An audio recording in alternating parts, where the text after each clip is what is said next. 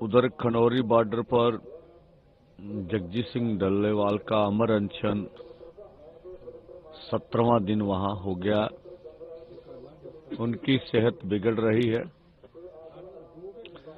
और जिस तरह से हम बयानबाजी भाजपा की ओर से सुन रहे हैं, जैसे सैनी साहब बोल रहे हैं, उसके पीछे मकसद है भाजपा का। पहले ये कार्य खट्टर जी करते थे कि मोदी सरकार निशाने पे ना आए, प्रधानमंत्री जी देश के किसान मजदूर से निशाने पे मत आए, और सारा मीडिया में जो मुद्दा है वो पंजाब वर्सेस हरियाणा बन जाए। जबकि हमारे दोनों फोरमों का मानना है, ना हमारी पंजाब से कोई संघर्ष है, ना हरियाणा की सरकार से। दोनों सरकारों से हमारा कोई आंदोलन नहीं है। हमारा आंदोलन केंद्र की मोदी सरकार से है, क्योंकि फसलों की खरीद का जो मसला है वो केंद्र के पास है। जो एफसीआई का बड़ा अदारा है, जिसके पास सारा माल खरीदते हैं, वो सब कुछ करते हैं, वो केंद्र का है। और जो अनाज का वितरण है वो भी कार्य केंद्र का है। और ये सैनी साहब विपक्ष की जितनी मर्जी आलोचना करे, हमें उससे कोई आपत्ति नहीं है। उन्होंने ये कहा है कि जो कांग्रेस है और जो अपोजिशन पार्टीज है लाडी और जो भी पार्टियां हैं, वो इस कांग्रेस के मुद्दे को राजनीतिक रंग देना चाहती है। उससे इसको कोई लेना देना है नहीं। जैसे हम सभी एमएसपी पे हम फसल की खरीद कर रहे हैं हरियाणा में, सभी राज्यों को करना चाहिए, पंजाब को भी करना चाहिए, ताकि उनकी मांग पूरी हो, वो धरने से उठें। और साथ में यह भी कहा है कि मोदी सरकार ने पिछले 11 सालों से किसानों को एम्पावर्ड किया है। ऐसा कुछ भी नहीं किया है कि किसान धरने पे बैठे। हाँ, देखिए, यही हम कहते हैं अभी, वो विपक्ष को जितना मर्जी आलोचना करें सैनी साहब, हमें उससे कोई आपत्ति नहीं। हम तो मानते हैं भी आज सैनी साहब से सवाल होना चाहिए भी, क्या देश में 50 से अधिक किसान और खेत मजदूर खुदकुशियां नहीं कर रहे हैं?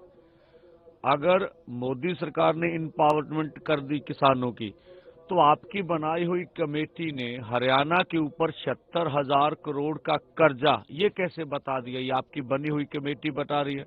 आप तथ्यों को तोड़ मरोड़ के क्यों पेश कर रहे हैं? और जहां तक सवाल वो बोलते भी, जिस तरह से हम दे रहे हैं 23 फसलों पे, कभी 24 फसलों पे एमएसपी पे फसल की खरीद हो रही है, ये सवाल है। फसल की खरीदी, एमएसपी का ऐलान करना कोई बड़ी बात नहीं है।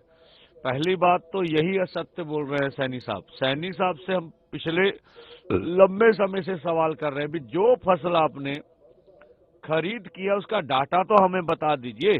आपने अगर हरियाणा की सरकार ने कुछ खरीदी की तो डाटा दीजिए सारे देश के समक्ष, नहीं तो हम मानेंगे आप असत्य बोल रहे हैं।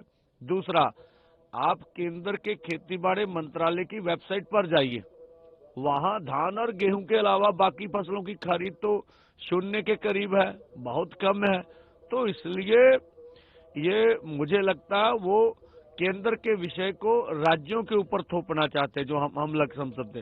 तो भाई, सबसे पहले जो फसलों का खरीद का काम है वो क्या कहते हैं, तो वो राज्यों को दिया जाना चाहिए। फिर तो केंद्रीय शक्तियों का विकेंद्रीकरण होना चाहिए। फिर तो हम कह सकते हैं केंद्र ने फसलों की खरीद का जिम्मा खुद ले रखा। जहां तक किसानों का उनकी आमदन बढ़ाने का या उन्हें मजबूत करने का सवाल है, इनपावरमेंट जो बोल रहे हैं, हमने प्रधानमंत्री ने किया, तो डाटा देना। वो बोलते थे 2022 में हम किसानों की आमदन दुगनी कर देंगे।